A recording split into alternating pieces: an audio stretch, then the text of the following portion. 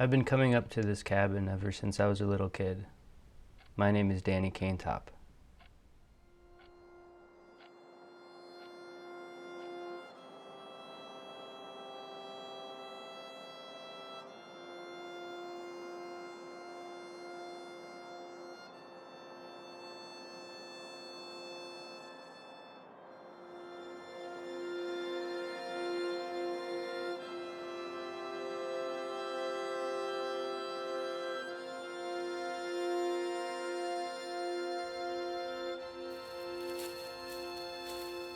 My dad loved nature. being alone in the middle of nowhere. He'd lose himself in it. It was his stress reliever. We explored these woods so many times. We liked getting lost, finding our way out. We liked being quiet, listening, observing. It was a break from city life. People ask why I build guitars. It's difficult to answer. I came here to tell the truth about what I've lost, what I've gained, and how I've discovered who I am. I'm in touch with my roots here. I hear voices from my life and the stories that they have told. This is my story.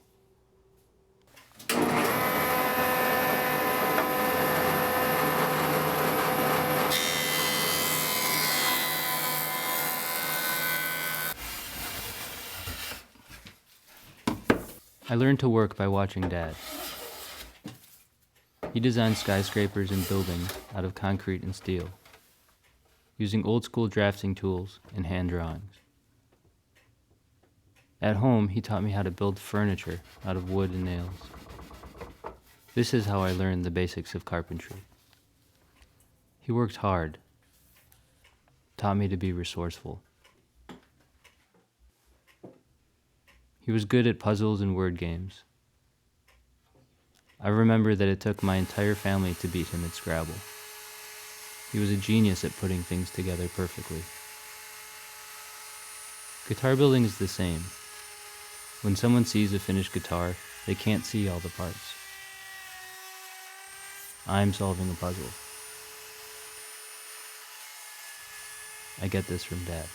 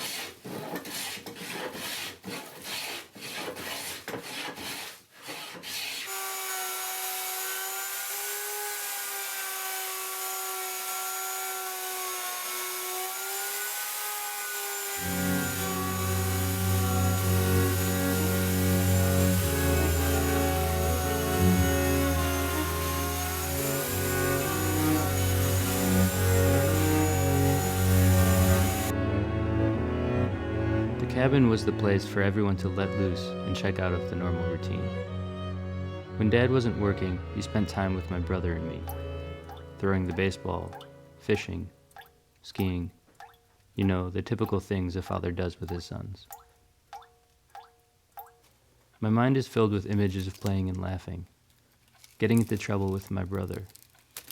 I was the youngest, and I looked up to my family. Dad always got up early, before everyone else. He needed the calm and quiet of the morning. This was his own time. I also got up early. Maybe I got this from him too. He'd brew coffee, read the paper, and solve the crossword puzzle. Sometimes he'd get cinnamon rolls for everyone. I think he just wanted an excuse to get them for himself. These mornings gave me a chance to observe him. I noticed that he couldn't sit still because he was ready to get things done. I have the same problem. I'm always thinking about work. That's not necessarily a bad thing. I just love to work. He always brought his work to the cabin. I was intrigued by the large architectural drawings made by wide lines, thin lines, numbers, words I couldn't read. To him it was a language. It was all in his head. Around him were his tools: a triangle, ruler, eraser, a calculator. I wanted to understand what he was thinking. He was my hero. I was in awe of my father.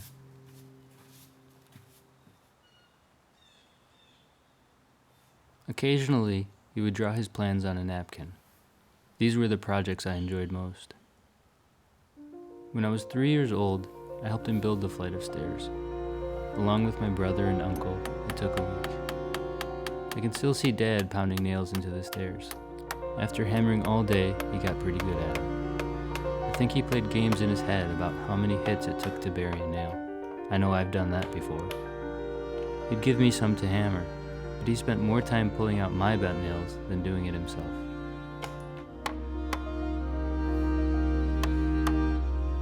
I can still smell the sawdust. It was beautiful. The wooden structure scaled the tree-covered hill. It was a contrast to the softness of nature. He'd built 2 resting points for my grandparents, a small love seat just after the first flight of stairs, and a cantilever balcony at the bottom. I was too young to realize how crazy it was to have done this with hand tools. I felt the same gratification that Dad got from hard work. It paid off. I'd grown up a little. The stairs represent Dad's skill, ingenuity, and creativity. He always bought the best tools. He'd say, "They're not going to break, you don't need to replace them." To create a really exceptional guitar, I've learned to look for the very best quality in the materials that I buy. I'm creating a piece of fine art. Even though Dad didn't know it, he'd planted the seed for me to grow into a guitar maker. Building those stairs changed the course of my life.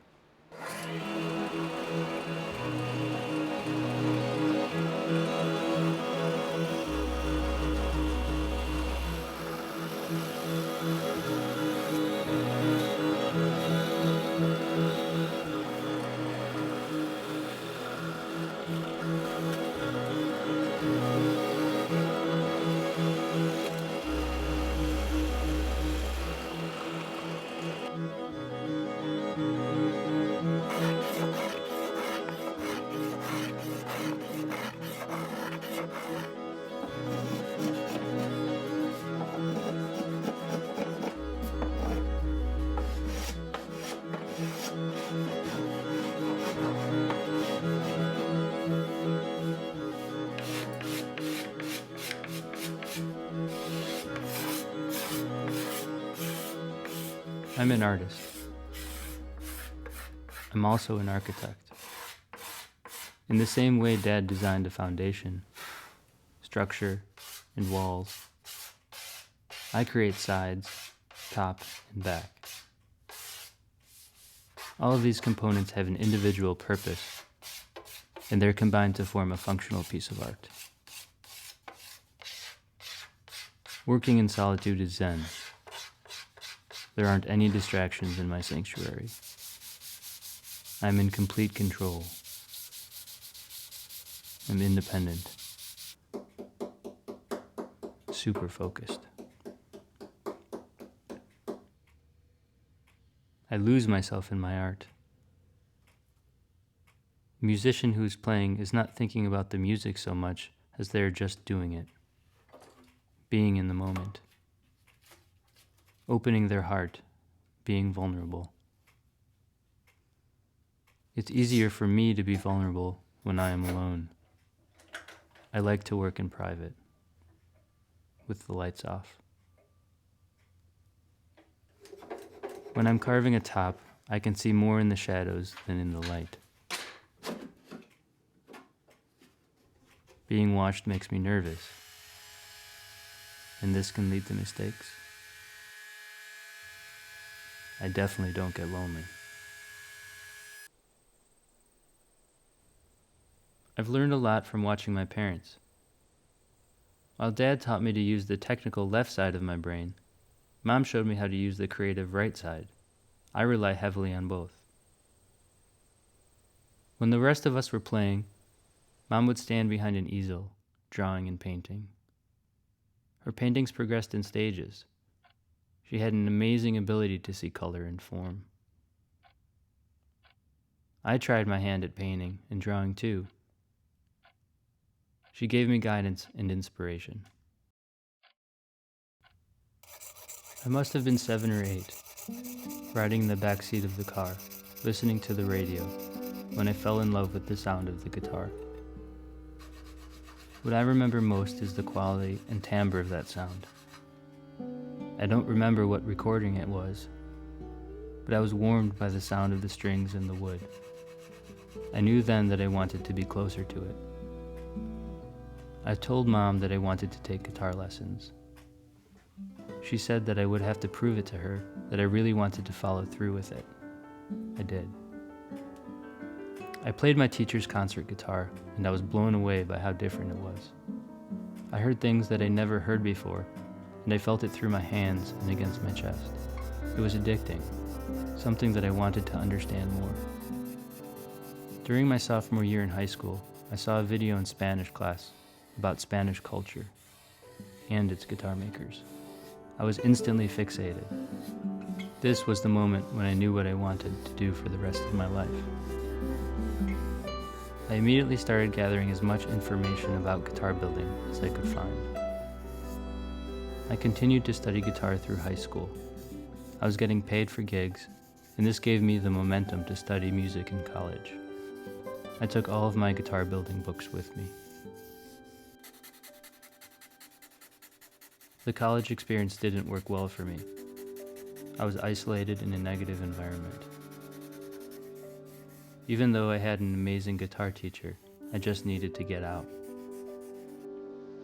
I drove back home with my car jammed full of shit. After regrouping in Chicago, I decided to enroll at Columbia College, where I could exercise my creative instincts in product design. I chose guitar building as my thesis.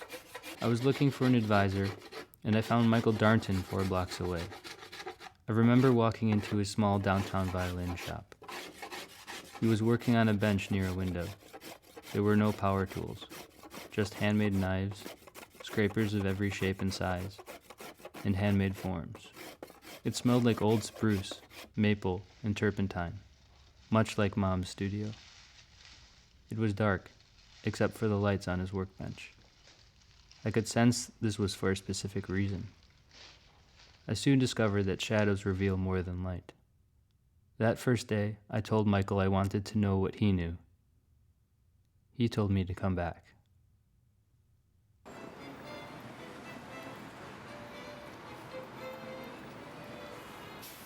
Michael introduced me to the golden period of violins, and perhaps one of the greatest periods of human craftsmanship. He's one of the finest instrument makers in the world, and an even better teacher. He gave me an infinite amount of inspiration. I worked on instruments that are recognized by museums as the best instruments ever made. It's quite an experience to hold an instrument made in the 17th century, observing the tool marks and fingerprints of its maker. I excelled with Michael. He showed me the proper techniques. I learned by watching him. It took a lot of practice to get my hands and fingers to do what my eyes wanted to see, but I slowly gained confidence. I apprenticed at Darton and Hirsch for 4 years, and this developed into paid work, so I quit my other job. Soon after that, the economy tanked, and they could no longer afford to pay me. I used the next 2 years of unemployment checks to fund my new business in guitar building. Getting laid off was the best thing that ever happened to me.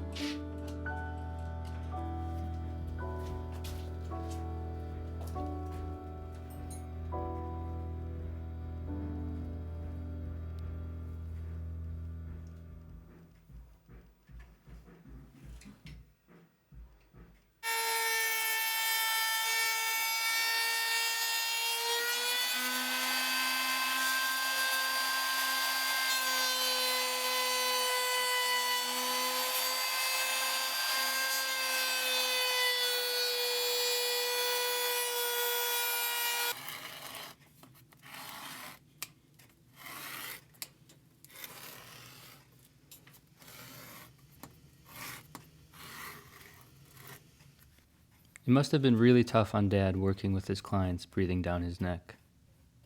It was challenging for him to meet their demands without diminishing his creative vision. I am fortunate to have complete artistic control. My stress comes from running the business and making sure everything with my name on it is perfect. I will always consider myself an artist first. My creations are living and breathing now, even as I am. But after I've taken my last breath, my guitars will only be starting their journey.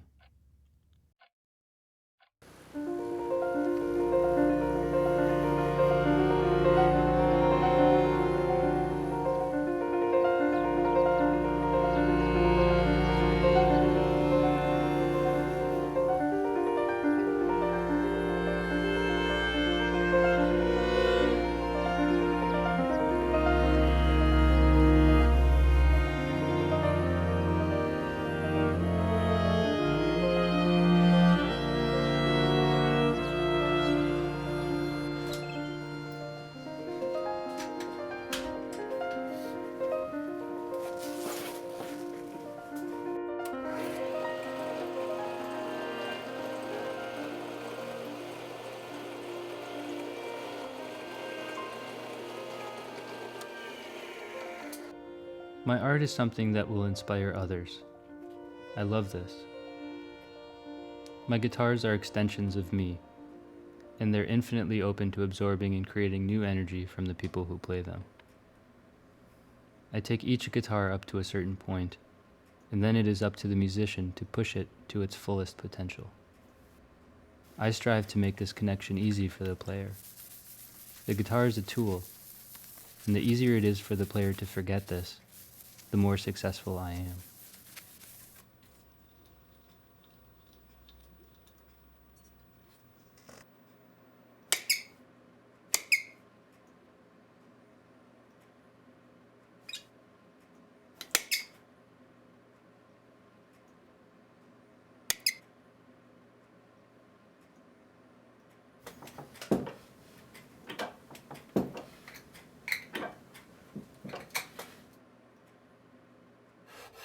My hands hurt, but they are tough. They've been abused, scarred, and calloused, but I'm used to it.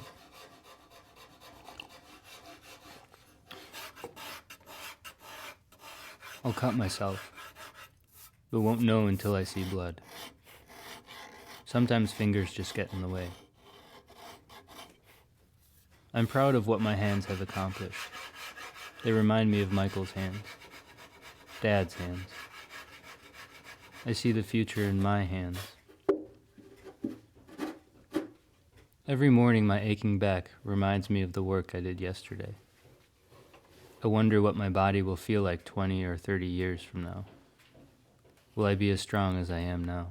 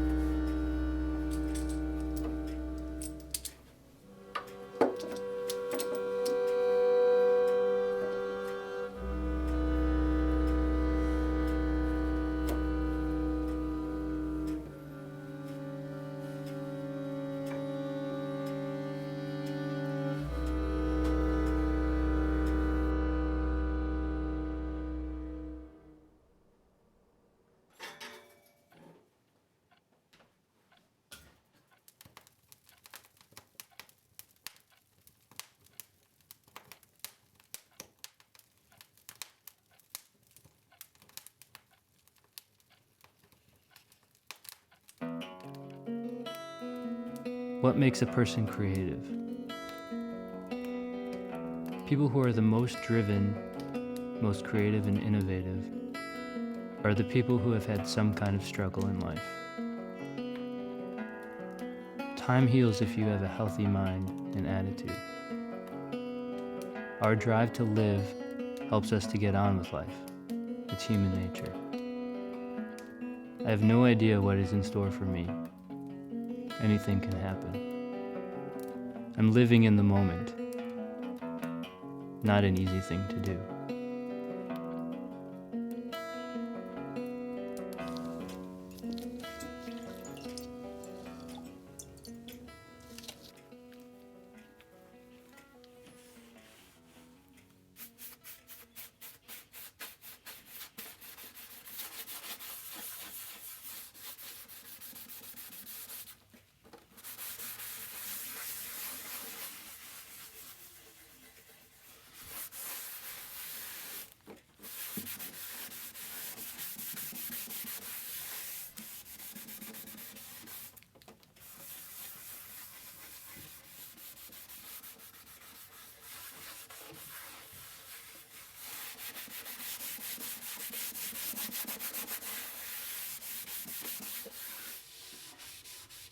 People tell me that I'm lucky to be successful, to be doing something that I'm extremely passionate about.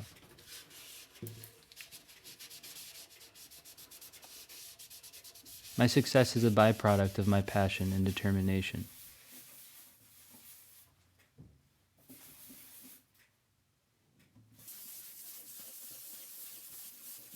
I feel lucky for the things in my life that define me, the things that I have no control over, the things that are meant to be.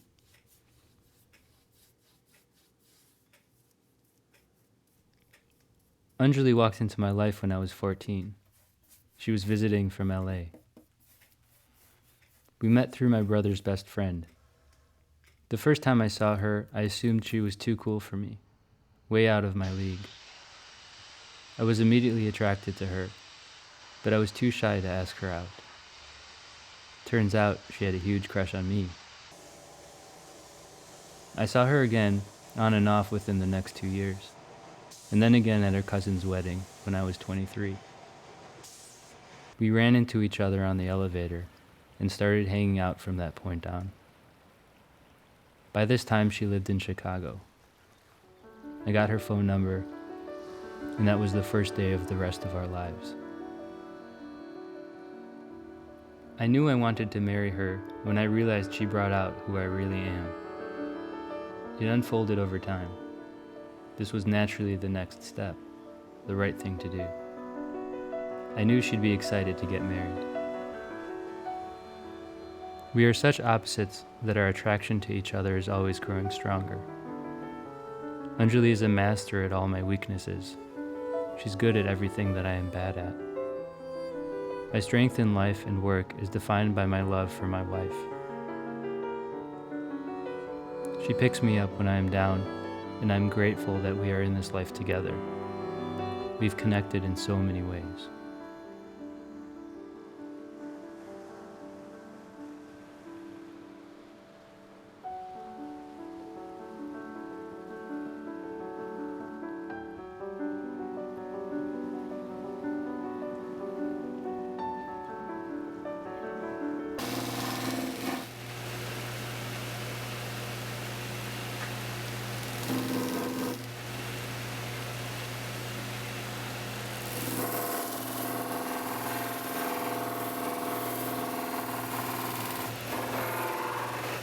I've always appreciated Dad's many skills, never afraid of trying something new.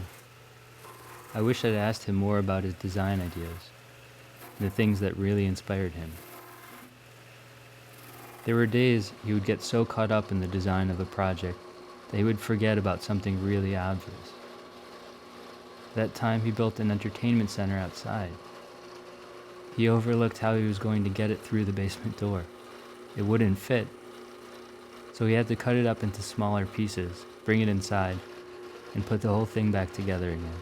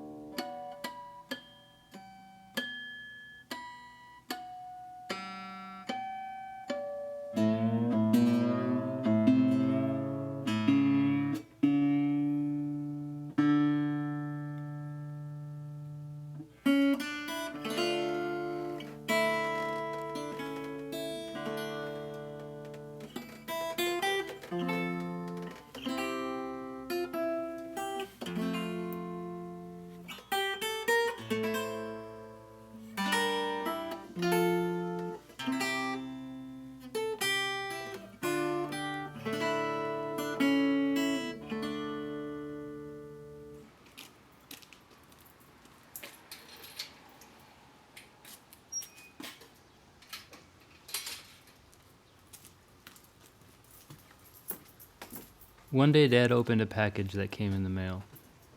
It was a giant reference catalog from a supply company with articles, tools, reviews, and advice about the world of guitar making. Because he had ordered this book, I realized he was just as excited as I was. He acknowledged my potential for guitar building and wanted to expand his own creativity. We decided to make an electric guitar. We went to a specialty lumber store and picked out some beautiful bird's eye maple and mahogany. Our design was a semi-hollow guitar with a neck that was dovetailed. This was not going to be easy, but with Dad's help, I took on each task one at a time. I did a lot of things on my own when he wasn't there. I designed the body shape, the F-holes, and the headstock. I spent all my money on tools. I bought tools that I still use today, not just small tools, but large machines. A bandsaw, a drill press, a joiner. Heavy machines that a young teenager definitely shouldn't be allowed to use without supervision. Mom and Dad trusted me. They knew how much energy I put into this. I turned the basement closet into my shop. I built a wooden workbench with Dad, and we started our first guitar. I spent all my free time working on it. I joined the top, and with enough clamps it held together, and slowly the guitar began to appear. I laugh when I think about it. We carved the whole thing with a Dremel drill and sandpaper. We borrowed a router from my uncle and built a jig to cut the neck joint. Dad spent hours sanding and polishing it. He'd wake up earlier than normal to put in a couple hours of sanding. Mom yelled at him for doing so much of the work, but I was grateful. The guitar looked amazing. It was incredibly unique. I didn't know much about electronics, and I was so impatient to get it strumming that we took it to a nearby shop to get it wired up. It was an evening after Dad came home from work that we went to pick it up. The store owner had a smile on his face and said he'd never seen anything like it. As soon as Dad and I got home, I plugged it in and played it all night. This was the last memory I had of him. 2 days later, he had a heart attack while shoveling snow off our front porch. In a matter of seconds, my life turned upside down. There are no words to describe how I felt. Losing him left a huge void in my life. I was so close to him, and the fact that we did so many things together made it even more difficult. Before he died, he told my mom that he wanted to quit his job and make guitars with me. Mom, of course, told him no way, but this was one of his last inspirations. Working with him, I could see a strong connection between him and guitar making. He loved making things that created emotion, things that affected other people in the best way. He knew nothing about guitar playing, could hardly hum a tune, but building a guitar was something for which he had a true passion. My life would be so different if he were alive. We would be a father and son team.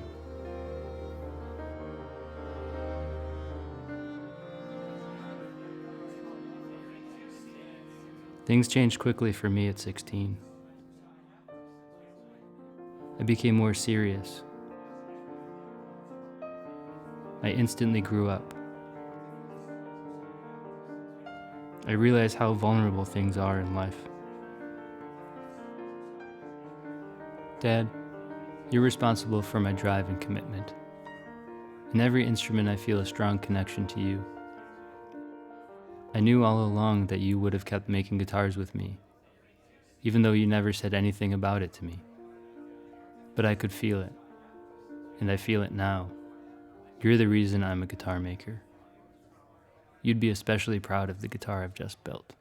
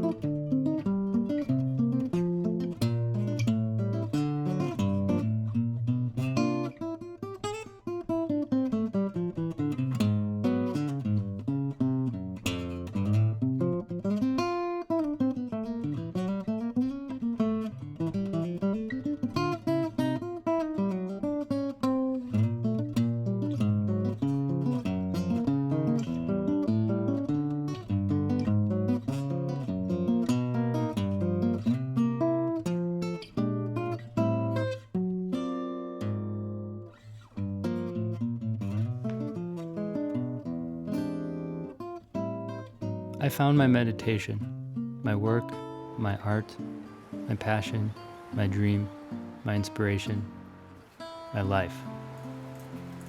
I've chosen to look deeper into my soul, embracing what I love, and not turning back. The further I go, the more I discover who I am. Dad, sometimes I feel something, and I look over my shoulder, and even though I don't see you, I know you're here.